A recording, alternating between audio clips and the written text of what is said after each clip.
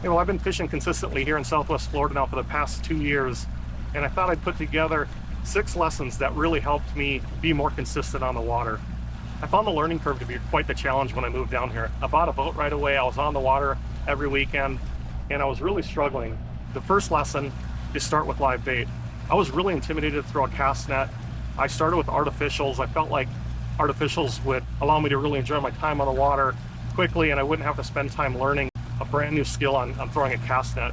I was wrong about that. I would have been better off studying throwing a cast net. The way I learned was I hired a guide, Ken Mercer. I'll link his video below. That really helped me. But I took him out and I said, don't just take me fishing. I'd like to go out and actually learn how you catch bait. We spent the first hour and a half just catching bait, and that used to be really foreign to me to spend that time in the morning. Growing up in Minnesota, that's your prime fishing time. But out here, if you don't have the bait, you're not going to have the success. It's worth spending time to catch your bait.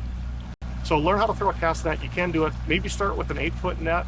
It's maybe a mistake I made is I bought an 11.5-foot net, and the learning curve on that was a little hard. I'm getting better at it, but frankly, I'm still learning quite a bit. There's a lot of YouTube tutorials. Practice in your yard. You'll get it figured out. So to that end, to supplement a cast net, if I know I'm going fishing multiple days in a row, I'll put a bait trap out for pinfish. Put a bait trap out in some grass flat area, leave it overnight, come back, pick it up, and you could have 2 dozen pinfish in there, and that might get you through the day if you don't want to throw your cast net. There are some days where it's more rewarding catching bait than anything else, because you can never have enough bait. All right, the second lesson is about fishing structure. You cannot be too close to structure, particularly mangroves. On an incoming tide, you have got to be in there tight. Those fish are cruising in those root systems. The bait's in there, they're in there rooting them out. You've got to be really tight. I've had days where the person I'm with isn't catching anything because they're afraid to cast in there. They don't know how to tie the knots. I'll get to that in a second. Don't want to risk getting hung up. And now what I do is I ask for people, or ask them if I can cast for them, because if they're not in the system, they're not going to have as much fun that day. I'm doing it all the time, so I'm able to throw it in there. I know my gear. I know how it feels. When I use someone else's rod, I'm not nearly as accurate. Kind of a minor point on casting accuracy.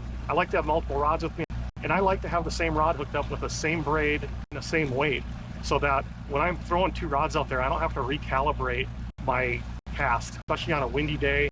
I like to have the exact same setup so that the feel is exactly the same for me. The third lesson is you have to fish shallow. At least for me, this was something I had to learn over time. I felt like 5 feet was shallow to me. Most of our water is 5 feet in Southwest Florida, most of the fishable water. 3 feet is kind of considered normal for me now. A 1-foot cut in a 3-foot flat is a huge cut, and that's gonna hold fish. Fish really shallow. Don't be afraid to go in slow. I love the saying, slow is pro. I've had this boat stuck a handful of times and had to jump out, push it off. Be careful around oyster bars, that's different.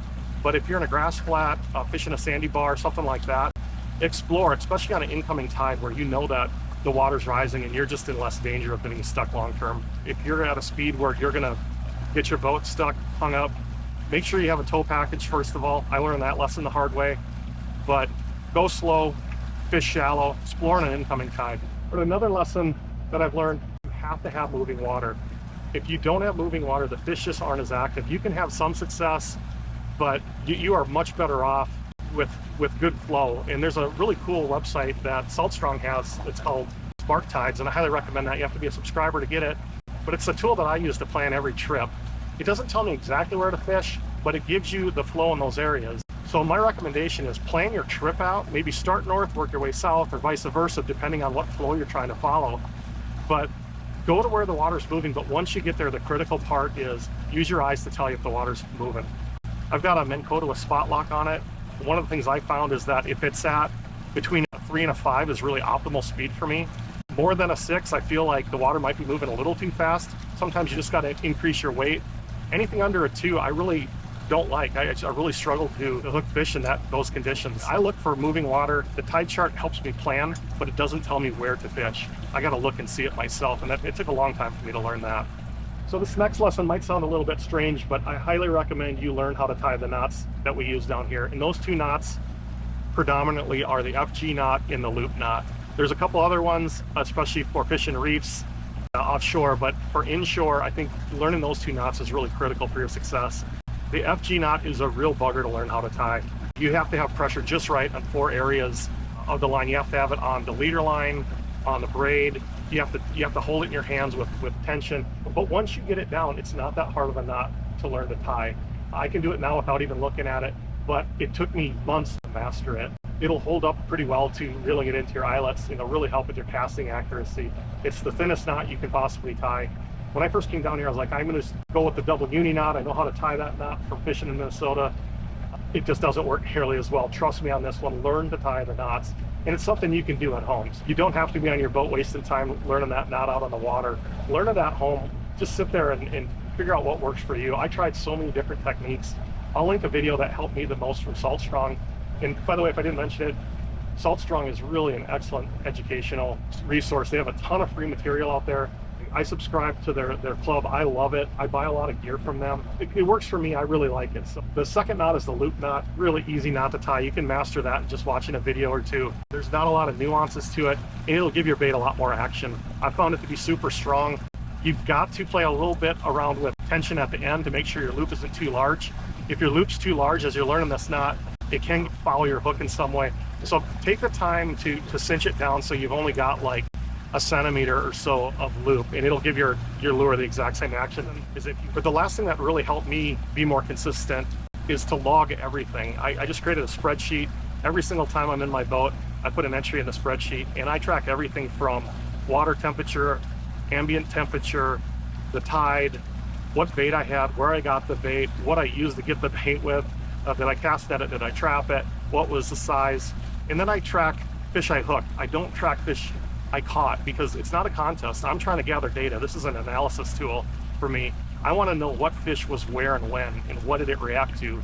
And so the log has been really helpful, especially now that I've got a couple years log. I can go back and look at where I was when I had some success, and it'll help me kind of set up my trip plan.